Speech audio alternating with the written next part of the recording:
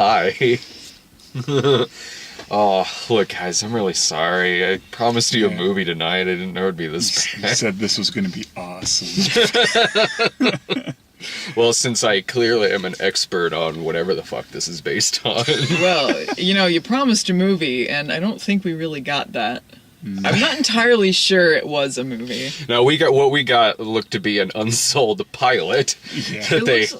It looked like a pilot, but the weird thing is, it explains so much when you looked up who the director was, that they directed Sorority Row, because this looked like a horror movie, the way it was filmed. To me, this movie looked like it was really trying to look like a DC Universe movie. It's Batman v Superman kind of thing. yeah, or like any of It was those. just Like, that dark, angsty teen type Yeah. of thing. Like It had, that like, stupid Teen Wolf series. It was like borrowing exactly. from a lot of things. Like, it had the Iron Man element in there, Yes! but it looked so stupid the way they did it. it looks like it's really gray, it's really dark, everything's overcast, but only because it seems like it's just trying to ape that style. But it sort of looks like if they made a TV series that's based in the DC universe, this is probably what it would look like. Yeah. Only it's in theaters nationwide. It only had enough plot for a 45-minute pilot. I kept waiting for when the movie was going to start, and it never really happened. If there's one thing I'll say about this movie, which is a complete train wreck, by the way, it really kind of went by fast. It didn't for me. Good Lord, it it didn't. It kind of did for me in You're the on sense phone that a lot of the time. because I was looking up like who directed this, like who's He was voicing watching a different movie. Yeah, I was looking up like who wrote this, who directed this. When the villain dies at the end of this film, I was like, oh, okay, so we're just wrapping up now.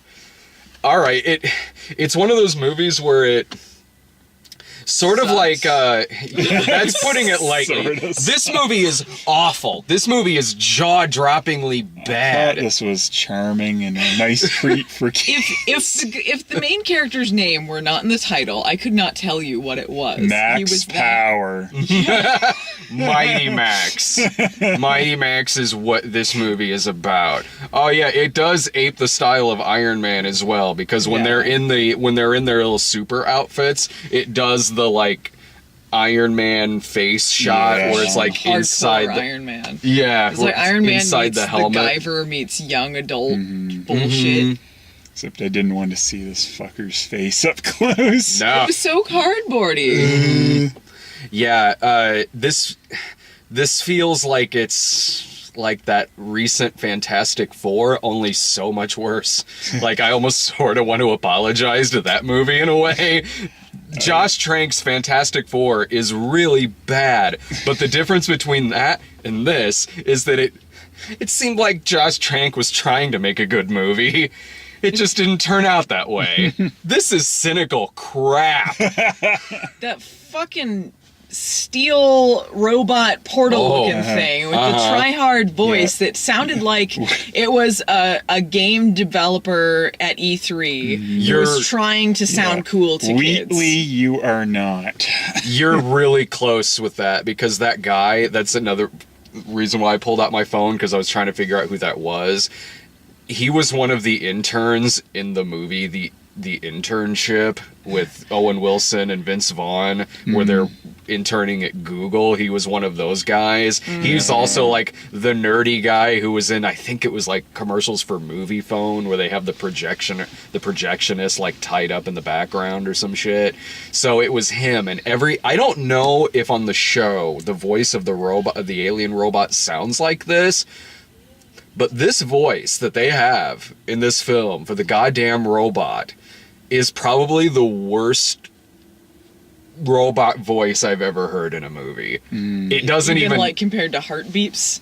Yeah, because I liked Heartbeeps. It was just That didn't- talking for the sake of talking, like a lot of points. Like, so I'm in the kitchen now. At one point near the at the end of the movie, when he's talking to his mom, they cut away to him talking to a lamp, which was clearly God. just a scene cut from earlier in the movie. Yeah. Because I don't know, I guess they just needed something to go between there. So here's this dramatic scene, so I'm using that in the loosest sense, of of Max and his mom, Maria Bello, one of a couple people where it's like, what the fuck are they doing in this movie?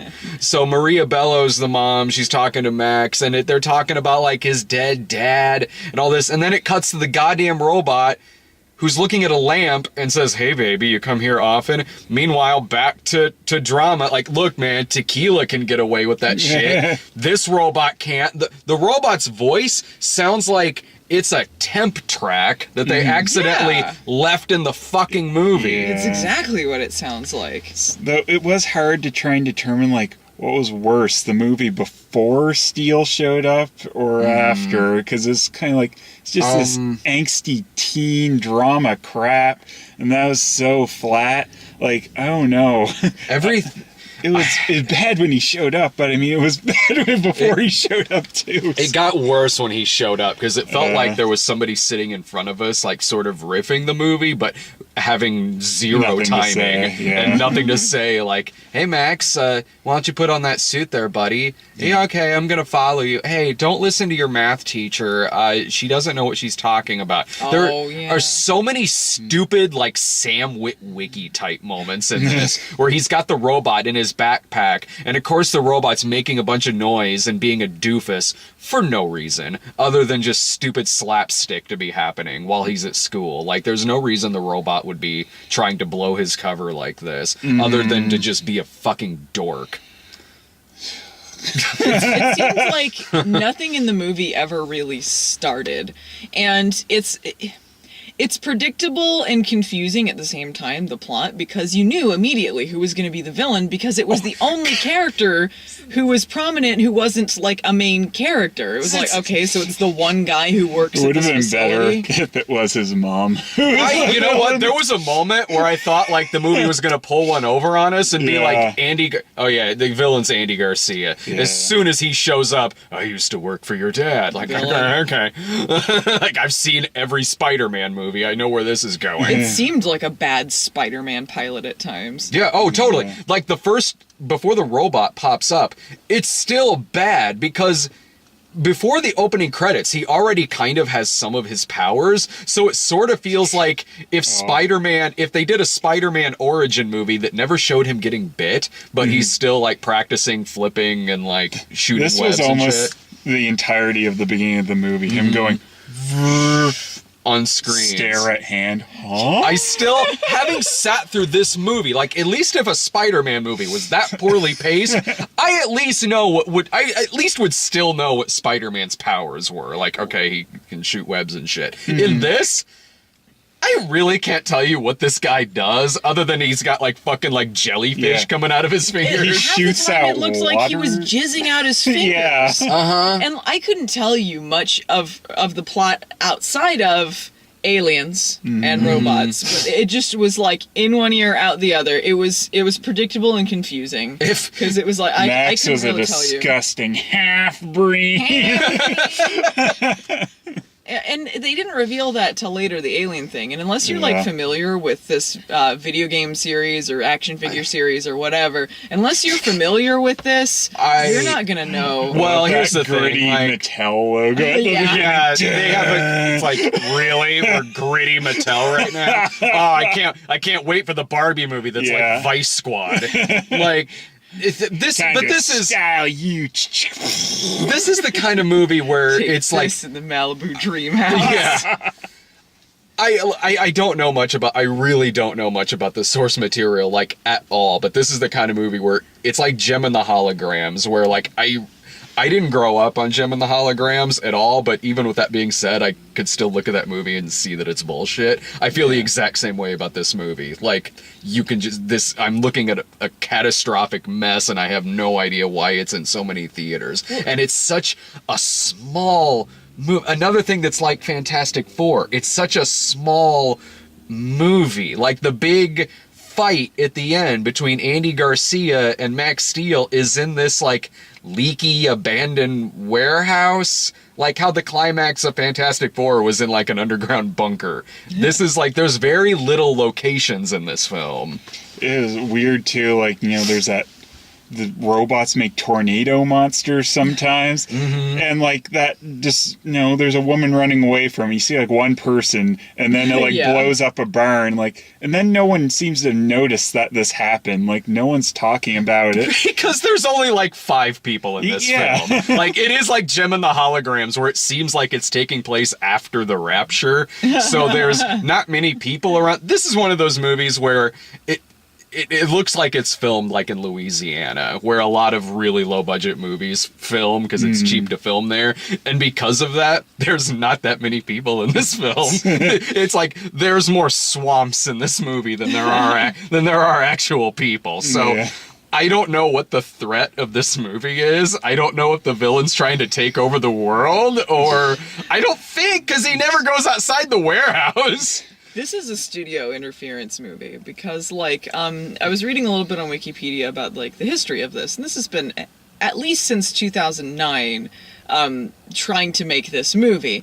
And it feels like the studio told them they wanted every sort of superhero thing and, like, everything in this movie, and instead got nothing.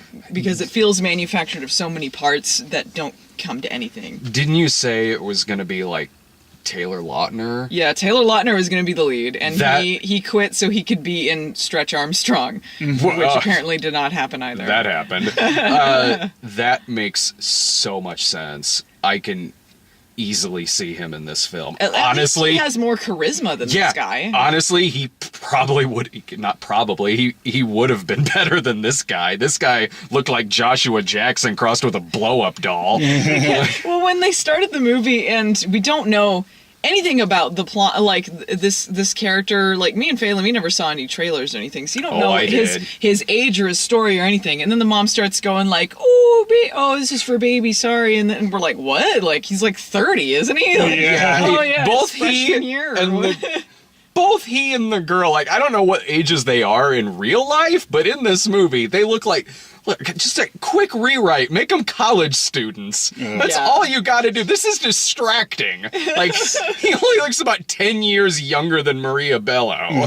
The fuck? Like, this movie it's written by Christopher Yost, who has written, like, a lot of animated Marvel stuff. He's written the Thor movies, or at least a couple of them. That includes the new one that's coming out. The one of which Ninja Turtles The series? 2003 one. That one and this, like, it feels like I could totally believe there's studio interference involved here, but it also feels like I'm watching a first draft. Like, Yeah. that's totally what this movie feels like. Like, probably what the first draft of what most superhero movies is probably like before they make, that second, third, and final draft. Like, this is just the skeleton of what a superhero film would be, only they decided to just go ahead and film that, because no one's gonna see it anyway. Yeah. The theater was almost empty until like a family came in near the end. Otherwise, it was just us. I was so mad at them. Yeah. They sat far enough back. They- Though the kids were laughing at some They parts, laughed at and some it was sad. crappy jokes. yeah, But like it wasn't very much though, so I don't know how much they really enjoyed this movie. Yeah. the stupid shit the robot was saying, like, oh, you got to change your hamper there, man. Like, Yeah. the girl might know too much about us. Maybe we should kill her. Like, the hell kind of hero is this? Yeah. Might have been funny if they actually killed her. This is one of our heroes in the movie. Like, it really legit seems like he's suggesting he kill his love interest. She was another weird thing where it seemed like the story started in the middle with her, because even though he met her his first day of school, because she almost She runs him over. And she's like, hey, are you okay? And he's meanwhile on the ground acting like he's concussed. And she's just like, oh, okay, you said you're okay. Meet me here after school. And at first I kind of missed the intros because I was zoning out. So I was like, do they know each other? Did they meet already? I guess not. Like, Yeah, there was very just friendly nothing too there. quick. No chemistry at all. None. He has more chemistry with Maria Bello. Yeah. It was reminding me of like the worst of Smallville with Clark and Yeah. Lana, like our like paper thin relationship. There are At least she didn't look like Rebecca Black like this lady did. So I kept just thinking, Friday. She still had that like blank look that Kristen Krug would give Tom Yeah. Welling. Like they're very blank with each other. Oh God, there are every scene they have together in this movie includes at least a 5 or 10 second stretch where they're saying nothing. They just they both line. they both have the Yeah. looks of extras in a scene. They don't seem like they would be the main characters. They seem There like are the ones those. like you would immediately forget their face. Yeah, you're like, when are they getting killed off and the real hero comes? Good Lord. It just, I still just can't believe Andy Garcia is in this. Maria Bello. Oh my God! Like, did they just assume they were signing on to like? Well, this will be a next Better. big franchise. Yeah. Even The the hell? opening credits were half-assed. Oh God! Like they 'Cause you were ran like- out of money in the middle of yeah, the credits. it was just like Yeah. it was starting kind of like the Spider-Man credits. Well, I guess the movie's starting. Yeah. Like, what? It was Okay. just like, because I know that like they don't really do a lot of long credit sequences anymore, but this one started out like it was going to be that, like you just said, like a Spider-Man opening credit sequence. Yeah. But it just cuts to the movie after the title. Like they were going too far over budget with their opening credits. And the scene before the opening credits is him like testing out his powers. It is like if in Spider-Man, he like used the web to grab the can, and then it cut to the opening credits. Oh yeah, Yeah, well, there was no real intro there. He was just like, huh? Credits? You're like, what? Oh, Okay, so like, what did we just see? your guess is as good as mine, movie. Oh, I love the part where he's researching this shit, and he for no reason takes his shirt off in the scene.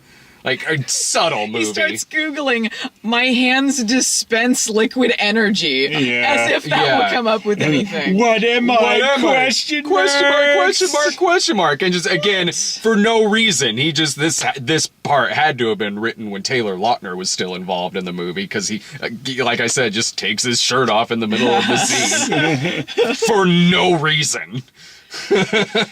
Did they run out of money to have any sort of color in this movie? Because it Again- was drained of color. Again, like No, I said, that's- that really seems like they were just trying to make it look like Man of Steel But or it's any so of those. not that kind of movie. It wasn't gritty, but it wasn't funny either. It was trying Mm-hmm. to be both, I guess. Trying to be nothing. Yeah.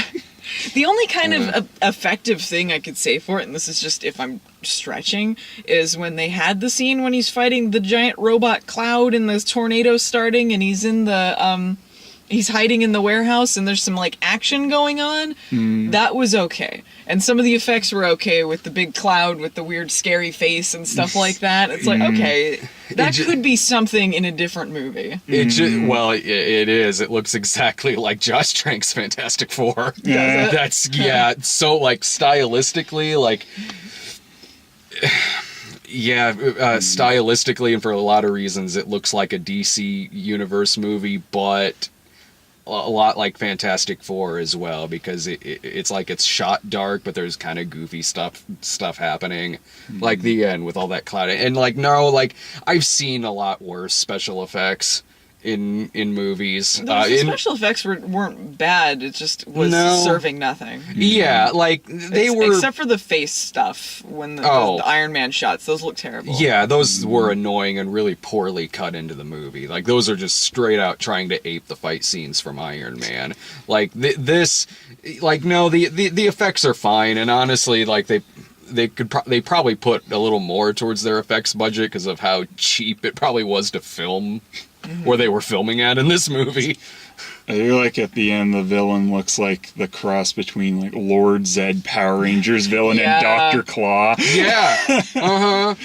When they start doing the Iron Man fight scene at one point, the whole plan to get rid of him is just overload the villain with energy and then he'll explode. It's really simple and stupid. And they have this moment where he starts overloading him, and they just zoom in on like intense faces of them. It looked like a scanners battle where they're like, just intense face battle. Yeah. Yeah, this really did look like the YA reboot of the Guyver. Yeah, it reminded Jesus me Christ. of Guyver and Power Rangers and A lot of different things. It's a lot of different things in a really cheap ass blender that is just shit out into theaters. Like, the only thing that I would have been like, well, I didn't see that coming, is if it did the switcheroo and Andy Garcia wasn't the villain and Maria Bello was. Yeah. Then I would have been like, okay, you got me. I feel like an idiot, but you got me. Tells the soldiers, kill my son. Yeah, I would have been I like, thought, they were going to do that, and then they didn't. That would have been great. I would have loved that. Like, Maria Bello's the villain? Okay, you have my attention, movie. There's so many shots of our lead where he just looks confused and his mouth is gaping, and you could just add like over it. Yeah. Like, it just, like, no expression at all, dead-eyed. Like, this guy, maybe as, like, a supporting character in something, he'd be okay. He wasn't, like, terrible, but he doesn't have any sort of presence to him, so it's not enough to carry this movie. He's terrible. He's not a leading man. He couldn't carry this. He couldn't carry this movie, at least on charisma, like, at all. I mean, this movie ends with him still not really knowing how to fly. This movie ends on a slapsticky shot of him wanting to go one way, but the robot wanting to go another way, And that rips him apart, and he screams that. at Oh my god, that would have been so good. Like, well, they like, did what? not sequel bait this. The jokes are so few and far between, so it's so, like, not anything. Like, it just feels like they're not trying with any of it. There's a bunch of no answers, like, with a bunch of stuff, like why his father is really there, even. Yeah, well, it was all a bunch of mush. Like, all the dialogue kind of mushed together. It was repetitive, but at the same time, you didn't really get anything from it. You're like, I don't know, they're talking about these ultra magnet things or whatever. I guess they're aliens or robots or something. Yeah. And then, I don't know, I guess he's Superman now. And then they kept being so repetitious with the flashbacks. Oh, to the point fuck. where at the end, we know already, we filled in the gaps for things, but then they were like, no, you need to see this now that we've already told you. Like, no, we get it. You don't need to flashback now. You don't need to. That The mystery sucks solved. so bad. Like, if you thought the shit with, like, Peter's parents in Amazing Spider-Man 2 was repetitive and fucking boring, this shit gets insane. Like, I heard you next to me, like, I get it, I fucking get it, I get it. It was so many flashbacks with his fucking dad. Because the fight scene was over. Yeah. All of the answers are already there. What we could glean from it. We still don't. We know fuck all about the backstory with the aliens and shit. But any of the other He stuff, crashed we on know. the planet with his little aliens, or his robot sidekicks. Like, anyway, I'm gonna join a science firm and marry this woman. Like, all right, okay, good one, Sherelle. And the mom is, like, telling him all this. We, the audience, already fucking know, but, like, the mom is telling him this, like, and Max is in bed. Again, the movie's over at this point because the villain's fucking dead. So, like, it's like Maria Bello gets up and Max is like, Mom, will you read me the story again tomorrow? As you wish. I like too at the end where she's just like, anyway, yeah, you're in down Schitt's Creek. I don't know what to do for you, but it's time for you to move out. Look, kid, you're 26. You need to move out. Yeah, it's time Get for out you of my to move house. out. You said that. Yeah. God. There were like, when I don't know how long it was into the movie, like, maybe the first 40 to 50 minutes, we had, like, the giggles because it was so appallingly nothing that, like, all the jokes we were making over this, like, underwhelming movie, it made everything hilarious. But after a while, we just couldn't find anything.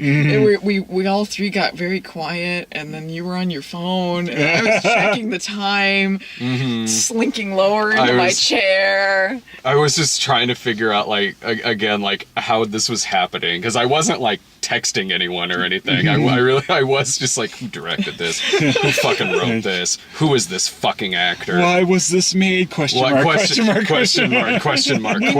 We knew, like, within the first 5 minutes, that sequel ain't happening. Yeah. This franchise is not... The Mattel franchise is dead. Oh, the part in the movie where, like, the kid says, the girl's like, what happened? And the kid's like, it's a long story. And I'm just sitting there just out loud. I'm just like, it really isn't. It really isn't in this fucking 80-minute movie. No. God damn. Like, how long was this? It could not have been more than 90 minutes. It was 90 minutes, I'm fairly certain. Fuck.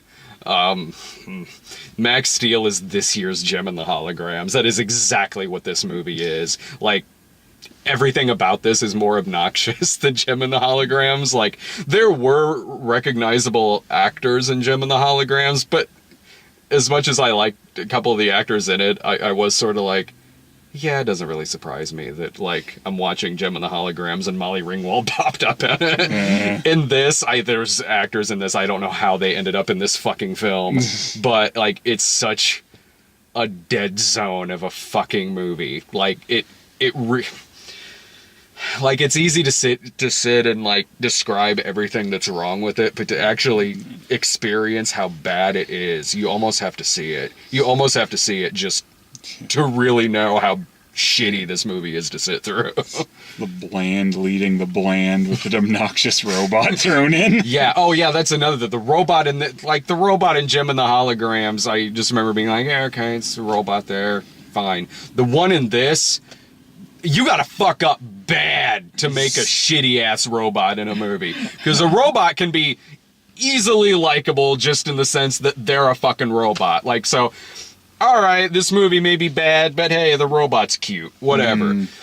The guy in this doing the fucking robot, holy shit, I've never seen someone fuck up a voice of a robot so bad since, like, fucking Star Odyssey with the duck robots wanting to fucking kill themselves and shit. Yeah.